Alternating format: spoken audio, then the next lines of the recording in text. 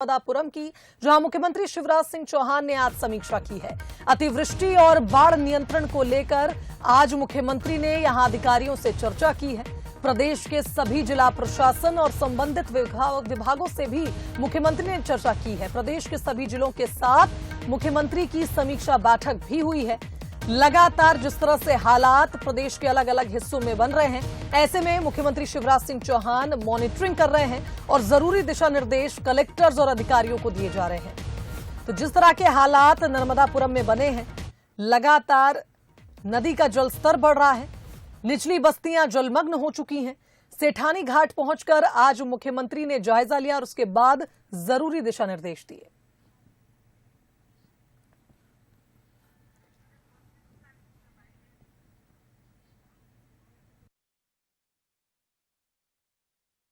स्थिति नियंत्रण में है। विदिशा जिले से कई लोगों का रेस्क्यू किया है, कल बालाघाट जिले से किया था। तो कहीं कहीं ऐसी स्थितियां बन रही है, लेकिन प्रशासन पूरी तरह से सजग है और लोगों को सुरक्षित निकालने में हम सफल हुए हैं।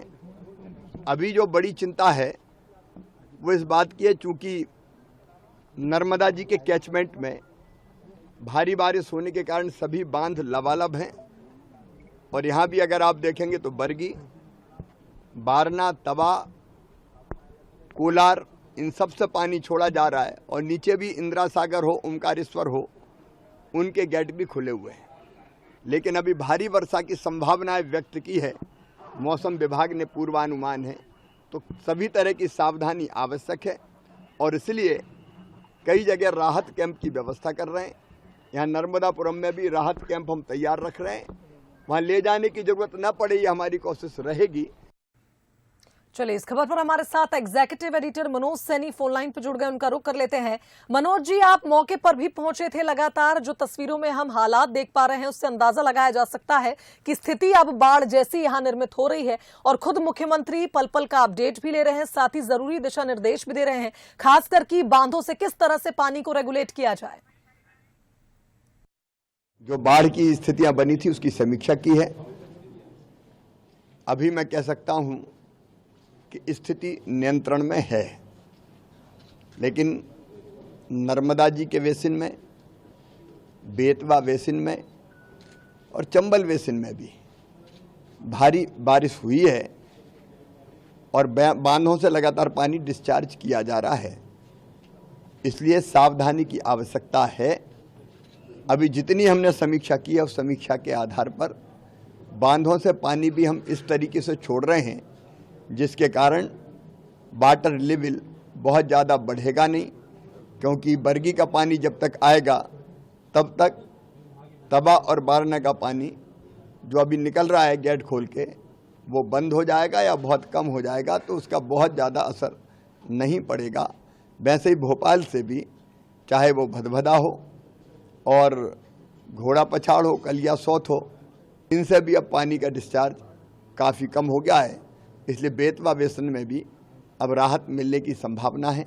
चंबल बेसिन में अभी गुंजाइश है, गांधी सागर अभी खाली है, लेकिन तय किया है कि 6-7 से आगे गांधी सागर में पानी नहीं भरने देंगे ताकि कोई अचानक वैसी परिस्थितियां पैदा ना हो खतरे की। तो मैं अभी सभी कलेक्टर से, जिला प्रशासन से, प्रदेश के अधिकारियों से, सबसे मेरी चर्चा हुई है। तो अभी हम लोग अतिवृष्टि के कारण बाढ़ की स्थितियां हैं, लेकिन नियंत्रण में है और रात में भी हम नियंत्रित कर लेंगे। लेकिन इतना ज़रूर मैं प्रदेश की जनता से अपील करूंगा कि प्रशासन पूरी तरह से संपर्क में है। डिटेल और एडवांस प्लानिंग, माइक्रो प्लानिंग हम कर रहे हैं किसी भी आपात स्थिति से निपटने के लिए, इसलिए प्रशासन जैसा कहे प्रशासन को ज़रूर सहयोग करें। अपनी सुरक्षा, हमारे पशुओं की सुरक्षा, जिंदगी की सुरक्षा, ये सर्वोच्च प्राथमिकता है। और एक अपील और करना चाहूँगा, बाढ़ देखने कई बार भारी भीड़ उमड़ पड़ती है और कई बार लोग सेल्फी लेते हैं, उस सेल्फी के चक्कर में गिर के मौतें हो चुकी है।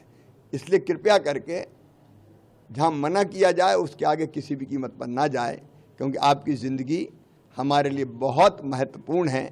मैं मानता हूं कि स्थिति अभी नियंत्रण में है।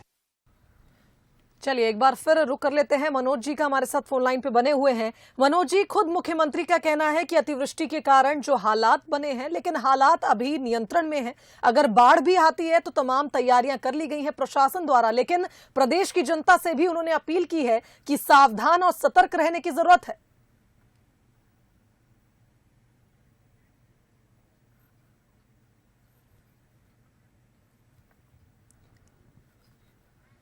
चलिए, तो लगता है मनोज जी से संपर्क नहीं हो पाया। एक बार फिर हम कोशिश करेंगे। फिलहाल जिस तरह से मुख्यमंत्री ने भी लोगों से अपील की है, बंसल न्यूज भी यही अपील करेगा कि ऐसे जगहों पर, ऐसे स्थानों पर आप ना पहुंचे जहां खतरा है, जहां बाढ़ की स्थिति बन रही है, और खास करके उन डैमों पर ना पहुंचे, उन नदियों के पास ना पहुंचे जहां जल भराव इतना ज्यादा हो चुका है कि कभी भी कोई बड़ा हादसा जरा सी लापरवाही में हो सकता है।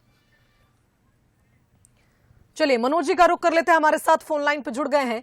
मनोज जी, प्रदेश में जो हालात हैं, मुख्यमंत्री लगातार नजरें बनाए हुए हैं और उन्होंने खुद कहा अतिवृष्टि के कारण ये हालात जरूर बने हैं, लेकिन अभी फिलहाल सब कुछ नियंत्रण में है और अगर बाढ़ आती है उसकी भी पूरी तैयारी प्रशासन ने कर ली है। देखिए, बाढ़ की स्थिति तो कई जगह है। नर्मदापुरम, विदिशा, रायसेन ऐसे डिस्ट्रिक्ट है जो सीधे तौर पर प्रभावित होते हैं।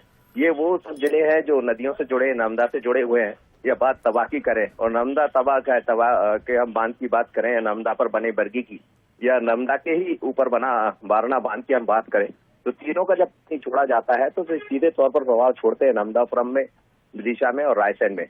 यदि विदिशा की हम बात करें, मैं इस वक्त विदिशा में मौजूद हूँ, तो यहाँ भी लगातार बेतवा का जलस्तर बढ़ रहा है, क्योंकि वजह यह है कि भोपाल से भदभदा और कोलार का जो पानी छोड़ा जाता है वो यहाँ बेतवा के जलस्तर को बढ़ाता है और इसीलिए यहाँ व्यापक इंतजाम किए गए हैं। कई लोगों का रेस्क्यू करके ऊपरी स्तर पर पहुंचाया गया है। करीब 20 से ज्यादा ऐसे गांव हैं जो प्रभावित हुए हैं, लेकिन बहुत ज्यादा डर का विषय नहीं है। अब जैसा मुख्यमंत्री लगातार समीक्षा कर रहे हैं, 19 से 23 तारीख तक सभी जिलों के कलेक्टरों के साथ अभी चर्चा खत्म हुई है। बोला गया है कि सभी तैनात रहे, कहीं कोई ऐसी अनहोनी ना हो जाए।